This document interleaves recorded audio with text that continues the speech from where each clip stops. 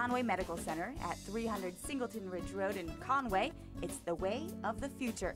The medical center is continuously updating and expanding its services with features like a new state-of-the-art catheterization lab, an expanded pharmacy, and a new patient bed tower. The new tower includes 32 critical care unit beds to combat a capacity problem. That means shorter waits in the emergency room. Plus, the new rooms offer more privacy for patients, and the facility is designed to optimize nurses' care.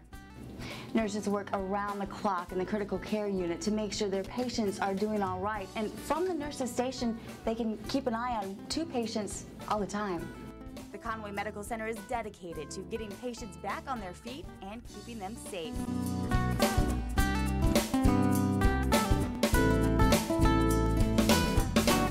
Joining me now is Dr. Curtis Elliott and Dr. Peter Ramsey, who specialize in joint replacement here at the Conway Medical Center. Now, first of all, how do you know when it's time for joint replacement? Well, I think it's different for every person is the short answer. And for some folks that are younger but want to get back to more activities, their time may be sooner.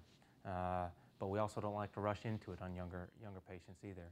Whereas an older patient may say, I don't want to put this off any longer. I just want to live the rest of my life that way. So really it's an individual decision. And most people, the short answer is you'll kind of know. Okay, and I know some people might be worried about recovery time. What are the steps leading up to it and the surgery and then the recovery time afterwards? It depends on your definition of recovery, because recovery going home from the hospital or recovery going home to all the activities that you were doing before surgery. It's a fairly short hospital stay now, as opposed to in the past it may have been a week to 10 days, and now it may be just 3 days. And then walking fairly quickly, actually immediately after surgery, but maybe some assistance. And then back to work maybe in 6 weeks, and even activities like golf within a couple of months. So it's the recovery continues up to a year, but it's faster at each stage than it used to be. Okay, and talk a little bit about your experience and how long you've been doing this. Well, I've been here for about 8.5 years, and we've been doing joints replacements at Conway Hospital for 20 years, or if not longer. So we've been focusing on this more intently in the last few years. Joints have been around for 30 to 50 years, joint replacements, and the surgery has gotten better.